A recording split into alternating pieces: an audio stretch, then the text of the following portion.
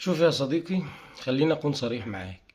انا مش طالع اكلمك عشان ابيع لك حاجة، ولا انا عندي الواح شمسية عايزك تشتريها، ولا انا تاجر داخل البسك في مصاريف بطاريات وشغل صيانة وشغل شركات. انا ماليش في كل الكلام ده.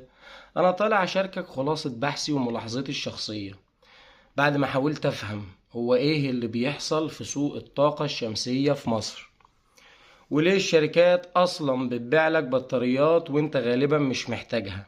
انا في قلب المشكلة زيك بالظبط، بحاول اوصل لحل عملي، بحاول اشوف حل للمشكلة ليا وليك وللكل. وعلى فكرة يعني انا برضو يومين وهتكلم في حاجة تانية وهشوف محتوى تاني، يعني مش هبيع طاقة شمسية.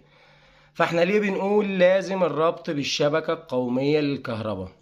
شوف، لو فاكر ان نجاح مشروع الطاقة الشمسية فوق بيتك واقف على مجرد شراء الألواح والتركيب، تبقى غلطان.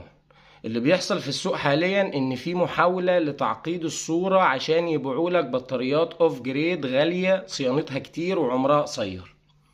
الحقيقة ان الكل بيحاول يهرب منها. يعني الربط بالشبكة القومية، اصلا انا مش بتكلم على حاجة جديدة، يعني دي حاجة موجودة بالفعل، بس بتاخد اجراءات، بتاخد لها حوالي 6 شهور. طبعا في اشتراطات تركيب الواح معتمدة وشركات معتمدة وحوار كده، يعني الناس اللي بتركب في غنى عن الكلام ده. انت برضو بالنسبة له هتبقى زبون دايم، وهيبقى الدنيا تمام. البطارية عمرها 5 سنين، الألواح هتبقى عمرها 25 سنة. في واحد هيجي يقول لي طب البيوت يعني بيبقى استهلاكها ضعيف في وقت الظهر، هيبقى الدولة هتعمل ايه بالفائض ده؟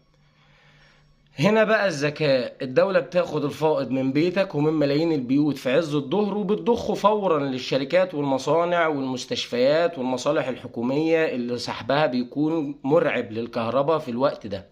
بكده الدولة بتهدي محطاتها الكبيرة الصبح وبتوفر الغاز عشان نستخدمه بالليل لما الشمس تغيب والناس ترجع بيوتها. الربط بالشبكة القومية هو المعادلة السحرية اللي الكل فيها كسبان. المواطن بيقفل فاتورته صفر وبيحمي جيبه، والدولة بتوفر لها محطات توليد جاهزة ومتوزعة في كل مكان، وبتوفر مليارات الدولارات. عشان كده بنرجع ونقول يا جماعة حلوا لنا إجراءات الربط وسهلوها والدنيا كلها هتنجح. فكرة ان الدولة اصلا بتشيل عنك عبء البطارية اللي هي بتاخد الفائض منك الصبح وتوجهه للمصانع والمستشفيات، وبتديك كهرباء بالليل من خلال محطاتها العملاقة، بدل ما تدفع مبالغ كبيرة في بطاريات تخزن لك الكهرباء وملهاش لازمة وغالية.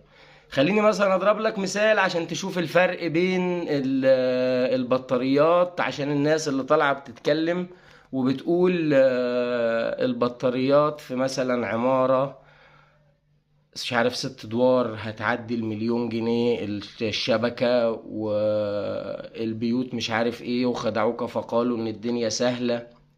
لا، هي فعلا الدنيا سهلة. الدنيا سهلة ازاي؟ الدنيا سهلة لان شبكة تلتين تكلفة المحطة للطاقة الشمسية فوق البيوت او للمصانع او في اي مكان بتتمثل في سعر البطارية. يعني مثلا لو ضربنا مثل ان الشركة جات ادتك على محطة طاقة معينة، وقالت لك مثلا المحطة دي هتتكلف 500 ألف جنيه بالبطاريات. لو جيت دورت على سعر البطاريات في المحطة دي، هتلاقي سعر البطاريات حوالي 300 ألف جنيه. فأنت بتتكلم إن الألواح مش غالية، الألواح رخيصة وسعرها في المتناول. يعني مثلا انت ممكن تعمل الشبكة تكلفك 100 ألف 200 ألف، مش أكتر من كده. يعني انت بضعف تمن الألواح، هتضاعف الألواح بتاعتك وتكبر المحطة بتاعتك وتبقى بالنسبة لك محطة متكاملة وبتعمل لك فائض، وبتدي الدولة كهرباء زيادة انت مش محتاجها. والألواح عمرها يعني بغير البطاريات بنتكلم في 5 سنين، لأن أدينا شايفين مشاكل العربيات واللي بيحصل معاها. ما هي البطارية اللي بتركب هنا بتركب هنا. الكلام ده مش من عندي، يعني الكلام ده موجود في الدنيا بحالها. يعني انت لو دورت هتلاقي كده، يعني البطارية في العربيات أصلا ما بتاخدش كبرها 5 سنين.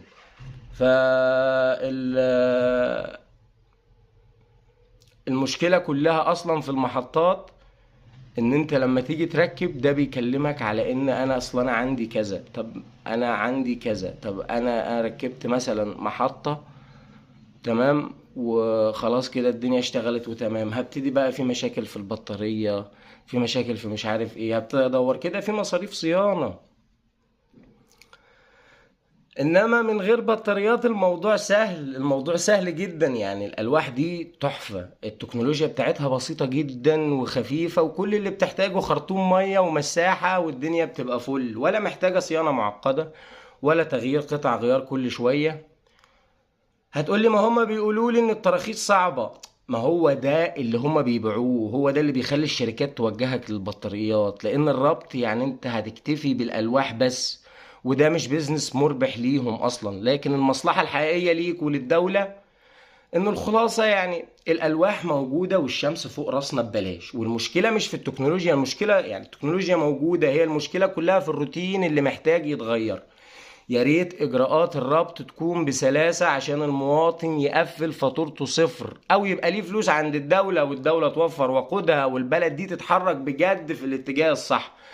لو انت بتفكر في الطاقة الشمسية اسأل نفسك قبل ما تشتري بطارية واحدة، انت محتاجها فعلا ولا انت بيتباع لك وهم عشان يهربوا من اجراءات الربط ويهربوا من المساءلة القانونية. تخيل في محطة كهرباء فوق كل بيت مصري، الحلم اللي مش محتاج غير إشارة. عارف أنا إن الكلام عن الطاقة الشمسية ساعات بيتحول لجدل وأرقام، بس خلونا نبعد عن التقنية شوية ونبص للواقع. إحنا عندنا في مصر ملايين البيوت وعندنا شمس، يعني الله أكبر، يعني طاقة ببلاش طول السنة. طيب لو قلتلك إن فوق كل بيت مصري في فرصة لبناء محطة كهرباء، خلينا نحسبها كده. الحسبة بسيطة ومش محتاجة معجزات يعني. لو ركبنا محطة صغيرة فوق كل، يعني خلينا مثلا خدنا 10% بس من بيوتنا، فاحنا بنتكلم عن آلاف الميجا وات من الكهرباء النظيفة. آلاف الميجا وات من الكهرباء دي أصلا بتساوي مليارات. بس الفرق هنا إن هي محطات متوزعة عند الناس، مش محتاجة أراضي ولا محتاجة محطات تحويل ضخمة ولا فقد في أسلاك النقل. مفيش أسلاك نقل، يعني هي كده كده أصلا موجودة، يعني الكابلات كده كده موجودة والدنيا شغالة. ده مش مجرد توفير فاتورة البيت، يعني ده أمن قومي للطاقة. يعني انت متخيل إن كل بيت ينتج كهربته؟ تخيل، انت عارف احنا هنوفر غاز قد ايه؟ انت عارف الغاز ده بكام مليار؟ يعني انت عارف احنا لو وفرنا الكلام ده مثلا ووجهناه للكهرباء مثلا للتصدير او للصناعة اللي انتوا. طب السؤال بقى، احنا اللي موقفنا ايه؟ التكنولوجيا موجودة والناس عندها استعداد والسطوح فاضي، وكل اللي فاضل بس هو قرار يفك تشابك الروتين ويخلي الإجراءات أسهل من شرب المية. واحنا مش عايزين دعم، احنا عايزين تسهيل عشان المواطن يتحول لشريك في إنتاج الطاقة، مش يبقى مستهلك بس ويبقى عبء. احنا عندنا الإمكانيات، يعني الحل موجود فوق دماغنا. احنا بس يعني مش محتاجين غير ان احنا يعني نغير التفكير في إدارة الموارد. عارفين، لو كل واحد فينا طالب بالحق ده